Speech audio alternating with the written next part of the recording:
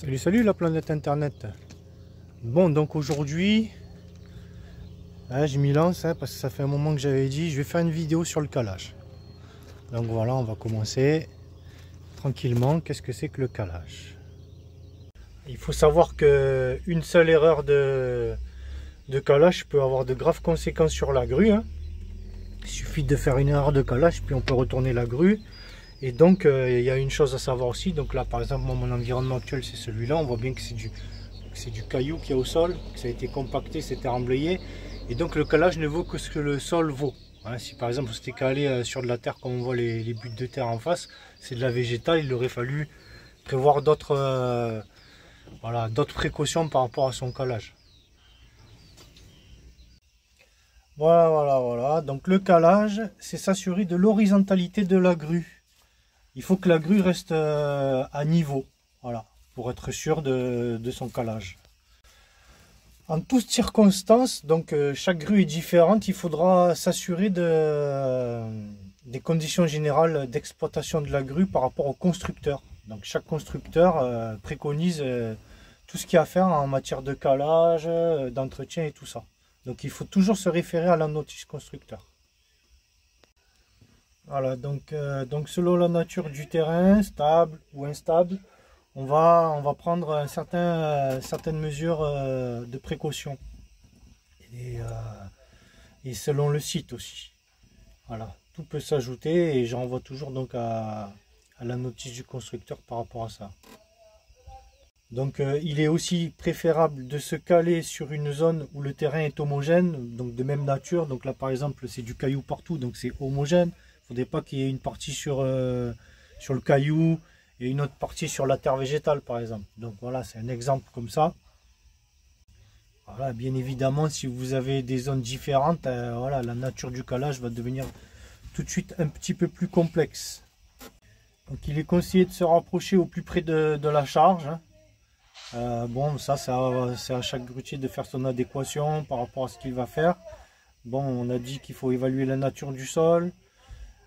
Utiliser des plaques de répartition.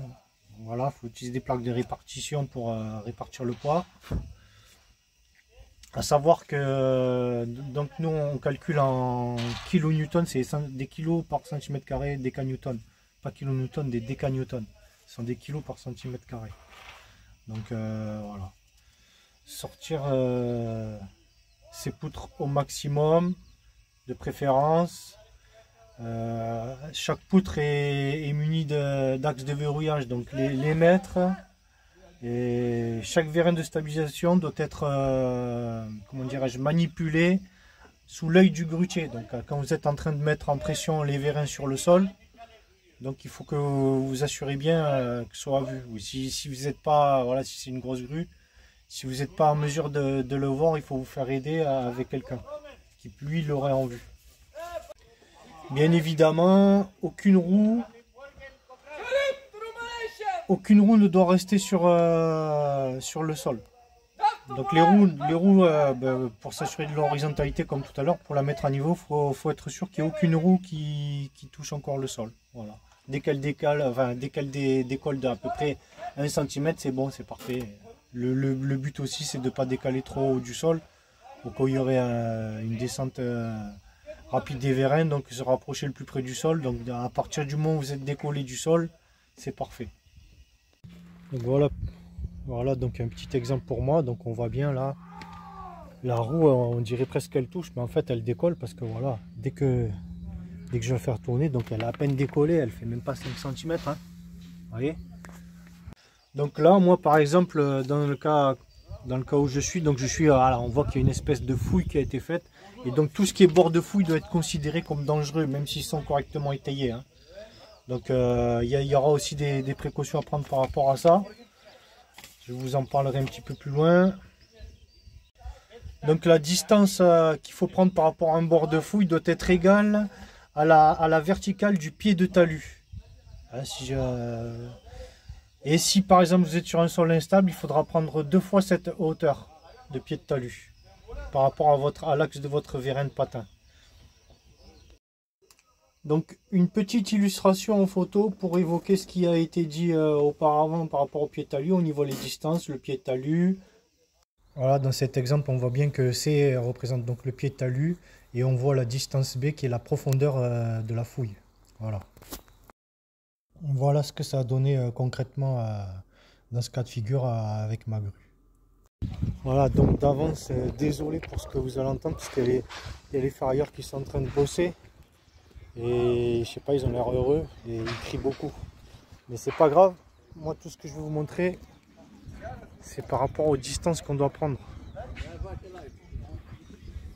Donc, on va voir ça de plus près. Donc voilà, on voit bien qu'ici que ça a été terrassé, que c'est du dur, c'est du calcaire. Voilà, et le pied de talus. Le pied de talus, ben, c'est là où ils prennent la barre. Hein. C'est là où repose la barre, là, par exemple. Le bout de barre. C'est là le pied de talus. Et par rapport à ça, on va prendre la distance de calage. Quand vous êtes en train de baisser vos patins sur les plaques de répartition de charge, vous mettez en pression et par rapport à votre commande qui vous donne aussi le tonnage en pression, vous vérifiez que vous n'avez pas trop d'écart de tonnage entre les 4 patins. Il faut qu'ils aient à peu près une bonne répartition sur chaque patin. Il ne faut pas qu'il y ait un patin qui fasse 10 tonnes de plus que l'autre par exemple. Donc voilà, ça c'était mon panneau de commande. On voit bien que les valeurs ne sont pas trop éloignées les unes des autres. Donc pour vérifier si vous êtes bien calé aussi, donc vous pouvez mettre très bien un niveau à bulle si vous avez directement sur une poutre. Et puis une technique d'ancien qui consiste à prendre un peu de distance avec la grue. Voilà.